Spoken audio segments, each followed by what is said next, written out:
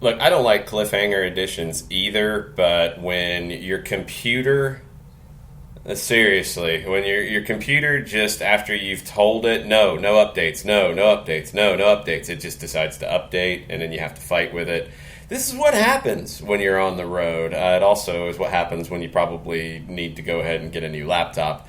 But anyway, it was good timing at least because we got through in part one the whole MLS schedule for week one and gave you some juice box predictions for entertainment purposes only, as always. But that's what we're thinking about the rest of the matches in the first week of the 25th season of Major League Soccer. But there's one that a lot of you guys are interested in, and I think some of you guys are interested in on both sides of it. Nashville SC, debut Major League Soccer match, hosting Atlanta United at Nissan Stadium. There will be lots of red and black and gold in the building tonight. There was lots of red and black and gold at Tailgate Brewery yesterday at Music Row. Thanks to everybody who got into town early and came out and hung out with us.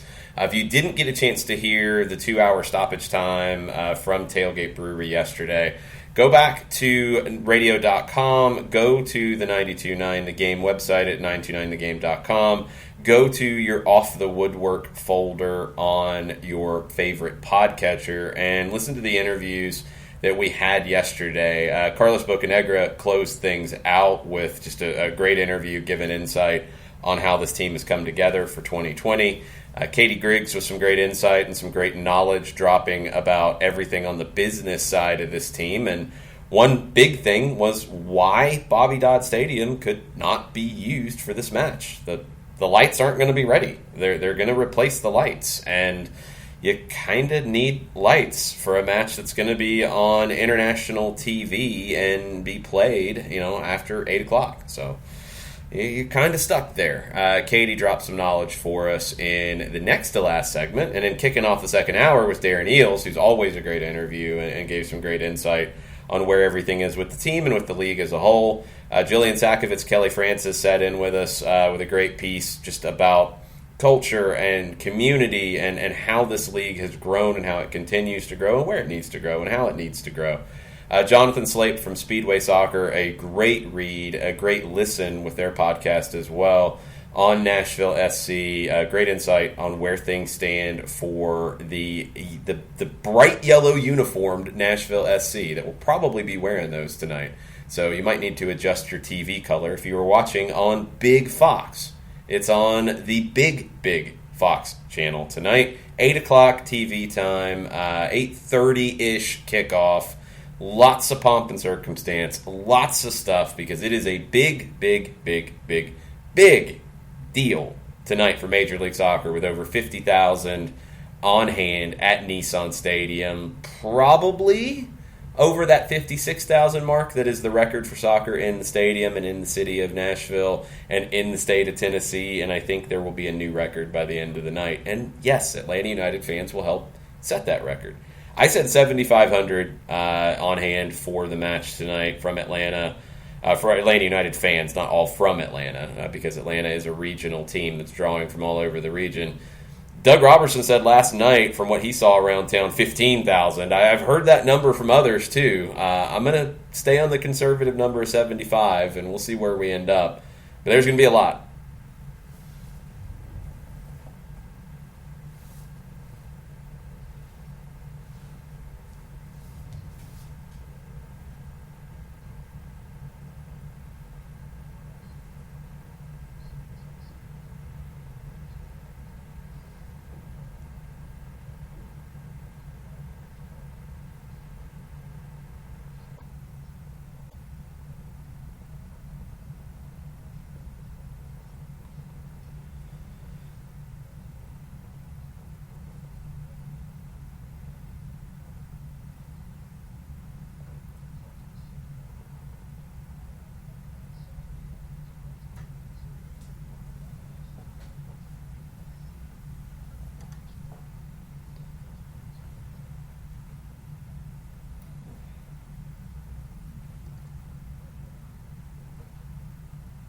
Hello, Forecard. Stu Holden just tweeted a few minutes ago, walking the streets of Nashville and all I've seen are Atlanta United supporters. Either A, Nashville SC are still hungover and pacing themselves, or B, there are going to be a ton of Atlanta fans in the building tonight as part of that 50,000. Stu, you need to add C, that Atlanta United fans are also hungover but not pacing themselves and will somehow be ready to rally tonight for kickoff at 8 o'clock Eastern Time. 7 o'clock Nashville time. Yeah, it's going to be it's going to be a long day. It's going to be a long day judging from some of the tweets that I'm seeing.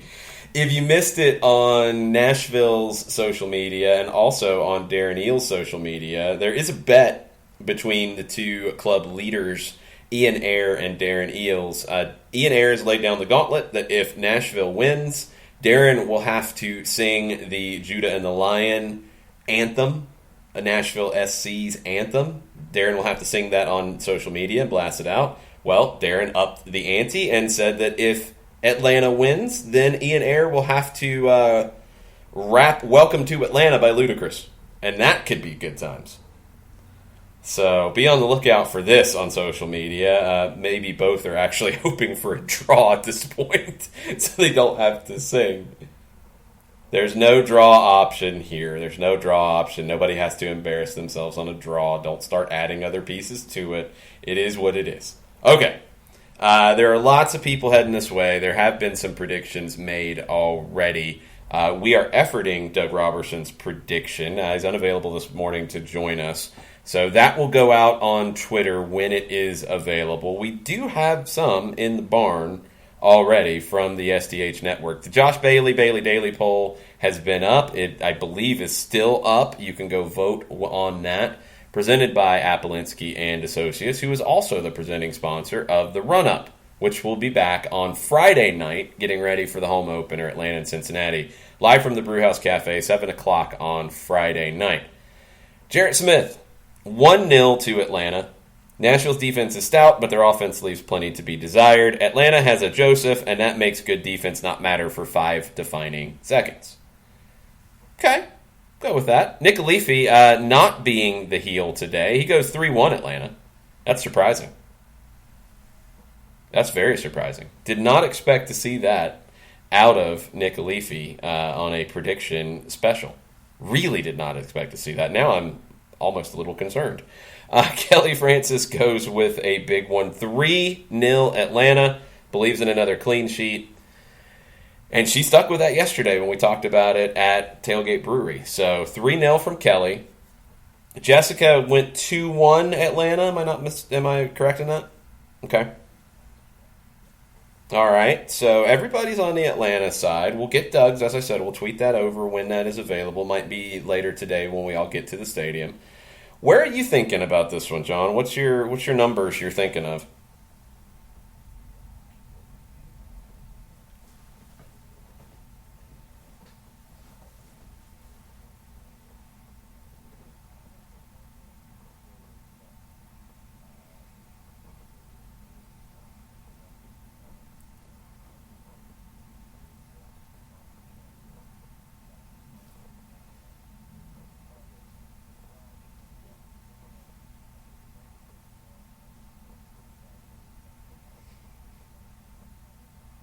See, the reason I'm afraid is I'm going with the same score line that Nick Leafy did. I'm going 3-1, and usually whenever you're on the same side as Nick Leafy in one of these prediction things, it can be a little scary, but that's where my head's been at the whole time. I think Nashville will be good this season. I think they'll be a good defense. I don't know if they're ready to deal with a team that has a couple games under its belt.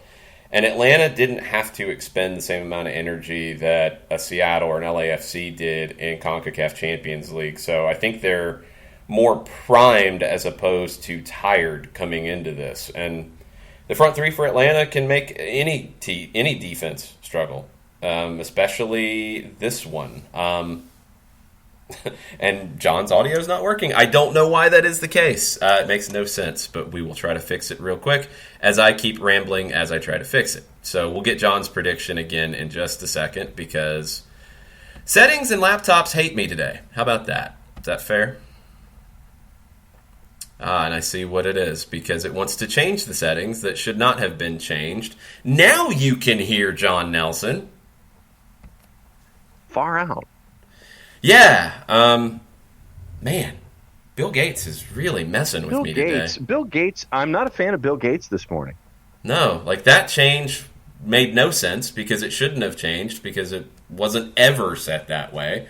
But welcome to craziness. And John's actually been here for a while. I haven't just been rambling into the abyss and then waiting for something that didn't happen. John's been talking. Why don't you talk about your prediction again?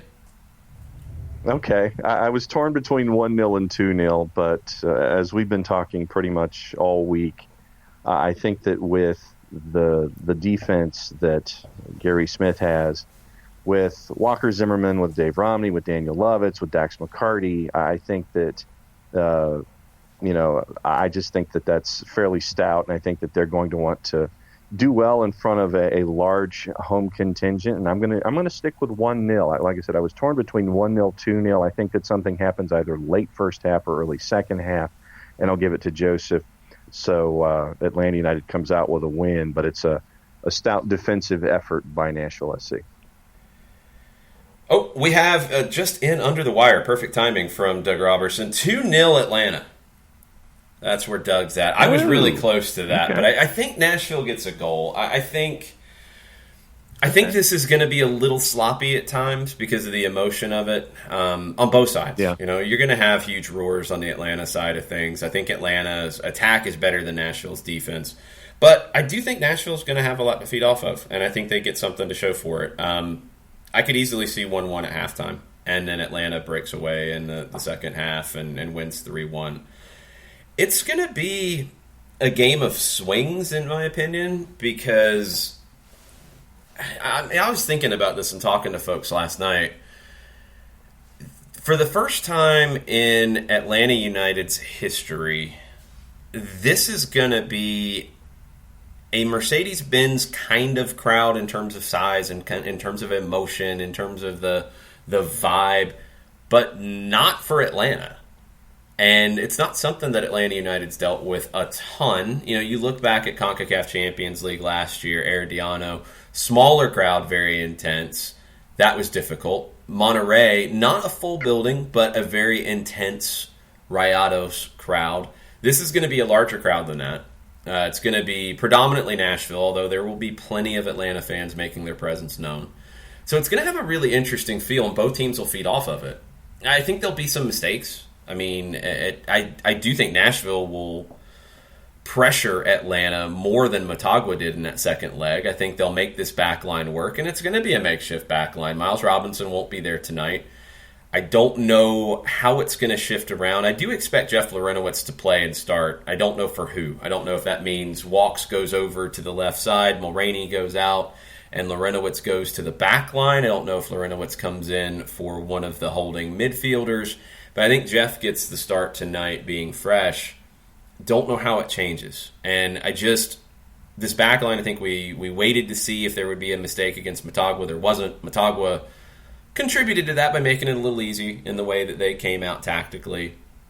Nashville won't do that. I do really like this attacking trio, which is what I think it will be tonight. I don't think Gary Smith goes with Hani Mukhtar as a true number 10. I think he plays him out wide.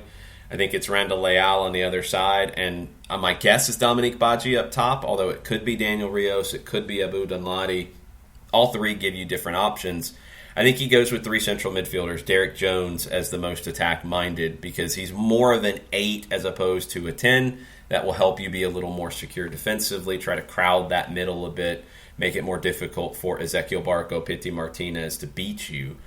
But that's going to sacrifice the attack just a little bit from a Nashville perspective. And they'll find one. Mukhtar is a player I'm really excited to see. A lot of hype on him. Somewhat under the radar because of all the other bigger name signings. But this was a player who was, highly coveted in the German youth national team system. And it just didn't work for him breaking through into the Bundesliga. Went to Denmark and did really, really well. Comes here, young, creative. A lot of people who have seen him in training are very high on him. A lot of people are very high on Randall Leal as well on the other wing. they'll be dangerous, and they'll cause Atlanta some problems. And any of those guys up top can cause Atlanta problems. Baji is a complete, solid player. Abu Danladi is a more up-and-down player, but his ups are very spectacular, and we've seen them at times with Minnesota against Atlanta. And Daniel Rios is more of just a finisher, a pure finisher inside the 18, and can he add more to his game to get on the field more? Any of those can hurt Atlanta. But it's Mukhtar's creativity, it's Leal's speed out wide. Brooks Lennon's going to have to deal with Randall Leal on that side. That'll be a battle to watch tonight. I think it's 3-1. I think it's 1-1 at halftime. I think it is a fight in the first half. It's been a friendly rivalry up to that point.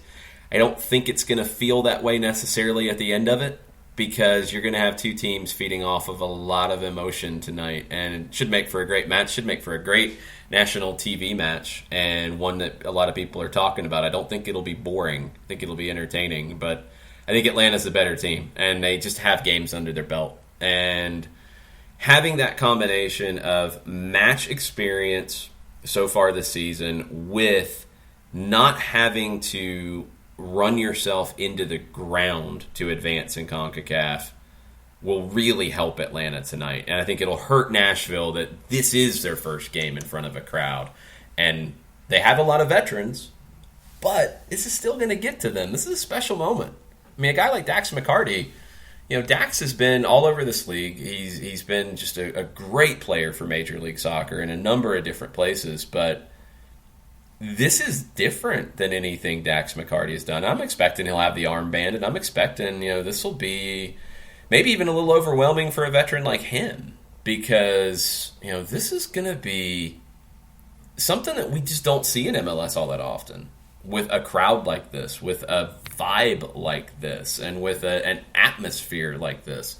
It's going to be special. And for guys who have been in this league for a long time and played in a lot of places, and at times have played in places that are going to, have a small crowd, not a lot of atmosphere, this one will be special and be one that I think everybody who's on the pitch tonight remembers, and everybody who's in the building remembers tonight. For the record, our friends at Bet365 have Nashville at plus 240, the draw at plus 250, Atlanta United at plus 105. Huh. That's a little tighter than I thought it would be. I think those are good numbers. I think those are very accurate numbers for how this is looking. So good job, Bet365. I think they did pretty good this week on the numbers. Nothing felt crazy to me on numbers, and that's kind of hard week one. And maybe you go just a little more conservative on week one because of that. But yeah, pretty accurate. And you actually, I think you still have an ugly juice box left over. I do. Not using it here. I mean, because there's nothing ugly to throw it on. I think Atlanta gets the win. I think they handle their business, but I think they do get tested. And, you look at this Nashville team, I think your talking points to look for when it comes to Nashville SC: security defensively. Joe Willis, good goalkeeper, solid. Back line that could be Daniel Lovett, Walker Zimmerman, Dave Romney. That's a lot of experience in it. Eric Miller on the right side, more experience there. That's a lot of experience. That's a group that, it's just all about coming together, but you got a lot of games, a lot of minutes under their belt. And then you add in a holding midfield that you would expect to have Dax McCarty and Anibal Godoy. That's a lot more minutes and a lot more experience. It's a great base to start from. I keep using the word solid when it comes to Nashville, and it's not a negative term. It's a positive. I think a lot of expansion teams come in and don't have that. Miami doesn't have that.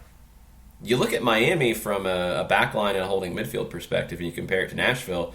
Nashville gets the check mark next to their name. It's much more solid. It's much more stable. Miami in the attack has a player in Rodolfo Pizarro that you just don't have on the Nashville side. And that's the difference. And you also have that designated player spot that you expect Miami to go out and spend big on. So when you compare the two, I've always felt like Nashville has a higher floor but a lower ceiling, because we know what Miami has talked about doing. Miami could be very bad in terms of giving up a ton of goals. They could, because you could potentially be starting a rookie, a player in his mid-30s that has had fitness and physical issues, a player making the adjustment from the Argentine league, and then a solid player in Ben Sweat. That could be your back line. And compare it to Lovitz, U.S. national team player. Zimmerman, U.S. national team player. Romney, solid professional in this league. He just hasn't had a starting opportunity yet. I think he should have had it in the LA Galaxy by now. And Eric Miller, a solid starting level player in this league, former U.S. Youth International. You're going to give the edge to Nashville. Holding midfield, from a defensive perspective, McCarty, Godoy versus Trapp and Ulloa, you're going to give the edge to Nashville. And when you're talking about a team with creating the floor, like your baseline, those are the things you look at. I think Nashville will be a competitive team this year. I just don't know if they have enough of an attack to be a team that's in a playoff chase in the Western Conference. But I think that teams are going to suffer when they play against Nashville because nothing will be easy. You're not going to see the bad goals given up that you saw from Minnesota, that you saw from Cincinnati, and that I think you will see from Miami at times this season. You're not going to see bad defensive play with this team. You're just not going to get the big highlights. Yeah. Go ahead. Now, I have done a tremendous disservice by going at the wrong juice box purveyor for MLS. What? Yeah. Considering the new relationship that MLS has with BetMGM, I guess I should go with them, yeah? Ay, Dios mío. Numbers aren't all that different, but what I will do is use our friends at BetMGM for the over-under at 2.5. The over in Nashville SC and Atlanta United is minus 154. Yeah, I think that's a solid bet with Atlanta's attack and with an expansion team, even though it's a solid defense. Yeah, I'm on the over, and I would say that the over is the more likely outcome. So looking at numbers the across the board sponsor, aren't all that different. Okay, even in other matches as well.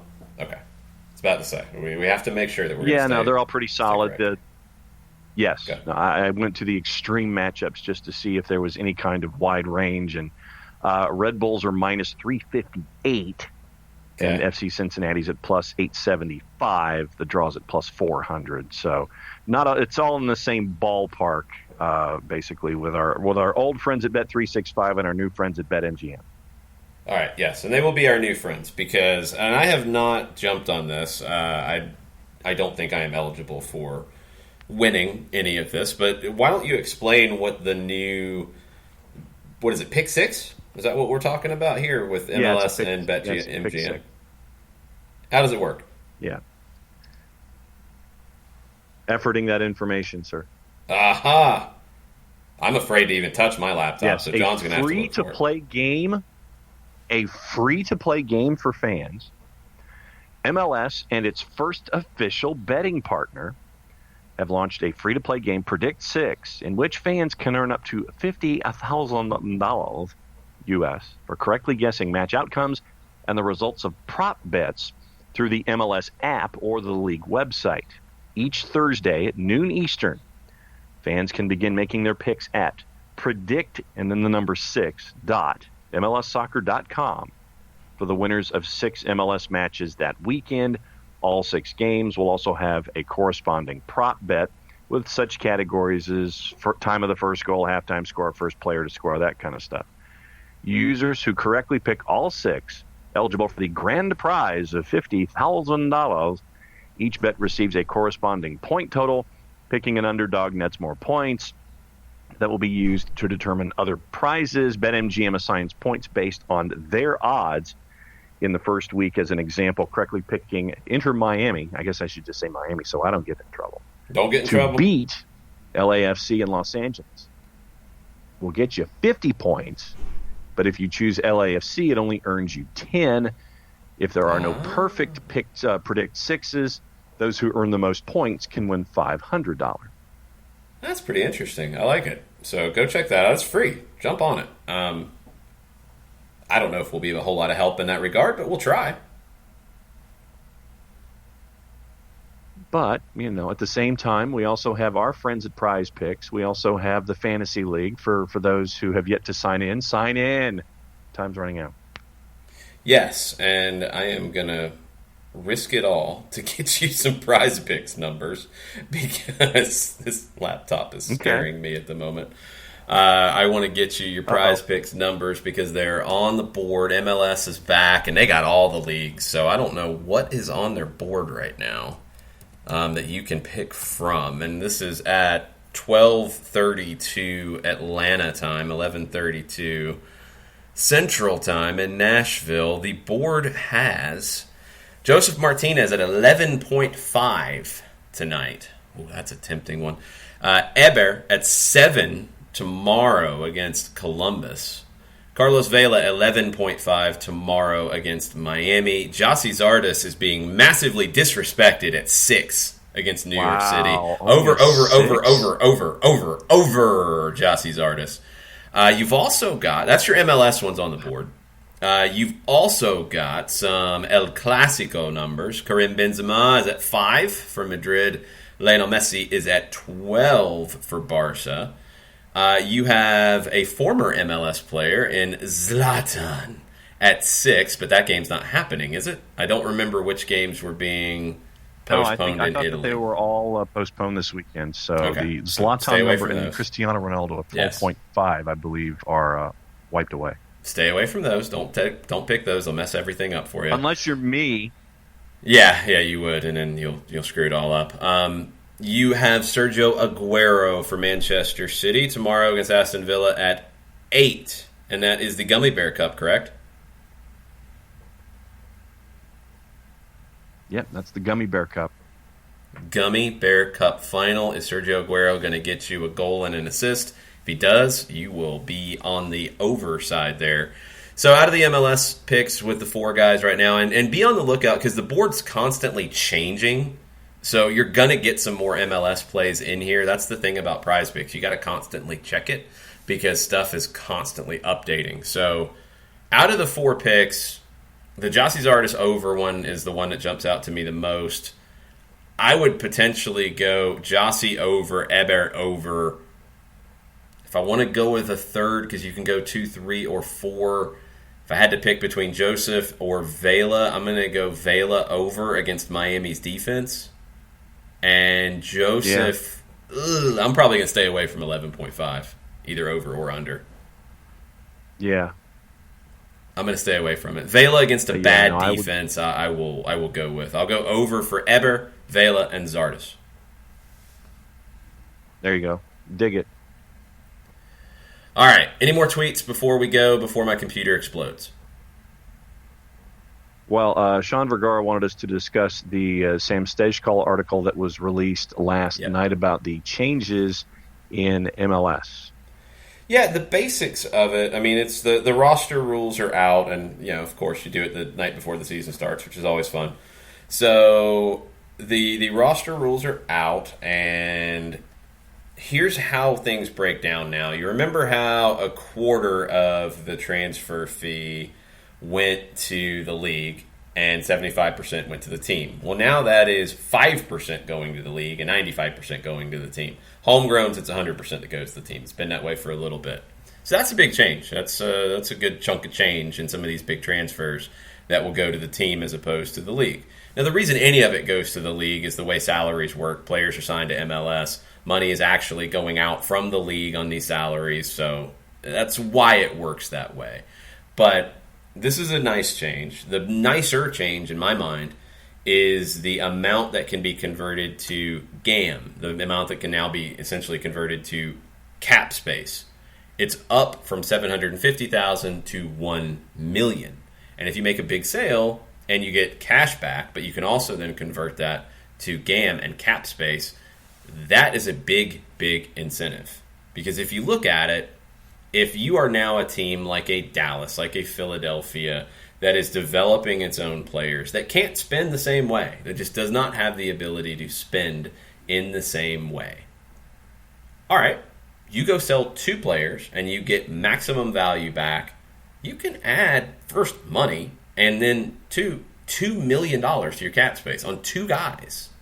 $2 million to spend on players coming in. You might not have the money to spend like even your Columbuses, your Vancouvers, your Sporting Kansas Cities did this past season on big acquisitions, important acquisitions.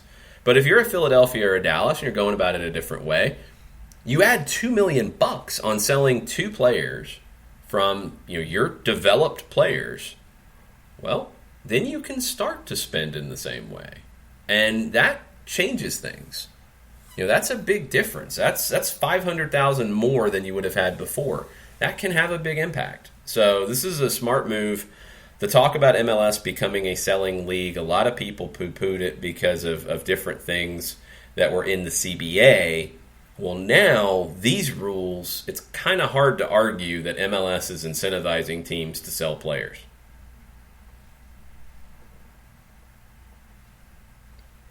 And for me, when you went over the article last night as we were heading back from our time at Tailgate, for me, it also shows the confidence the league has in itself going forward to trim the percentage down to 5%, where the league sees itself now and where the league sees itself down the line with this incentivization. Is that a word? Yes, that works. So giving teams all these incentives to bring in players so they can invest in the team, invest in the players, and then have them go off and chase the next stage in their career. I think that it really just shows the confidence that the league has in itself going forward with rule changes like this. It's a smart move. It's going to help the league grow. Being part of that worldwide market is very, very important. And it's not a negative that MLS is incentivizing selling, because then that money goes back in. You keep increasing the level. You keep increasing the quality coming into the league. You also incentivize teams to develop players better and move them on. So you're hitting all of the things that will help this league grow. It's a very smart move. I really like where this league is positioned going into its 25th season. I think it's kind of the start of a new era in a lot of ways, and the matches today will lead you up to what honestly could be a big part of starting that new era here in Nashville, with a huge crowd in a city that in 1996 nobody would have ever guessed that Nashville would be drawing over 50,000 people for a professional soccer match. Nashville was not on really anybody's list of an MLS city going back maybe even 10 years ago.